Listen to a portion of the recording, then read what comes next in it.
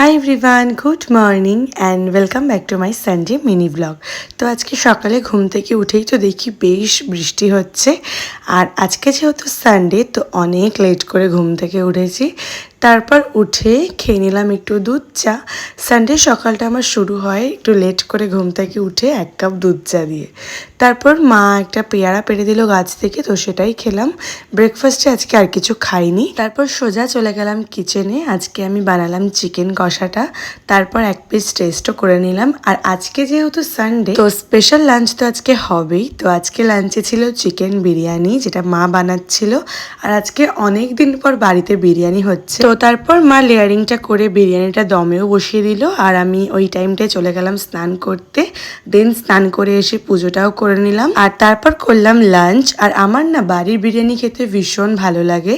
তারপর লাঞ্চ টাঞ্চ করে দুপুরে একটা টানা ঘুম দিয়েছিলাম। দেন সন্ধেবেলা বানিয়ে নিলাম 1 কাপ চা, আর ডিনারটাও আজকে বিরিয়ানি দিয়েই কমপ্লিট করলাম।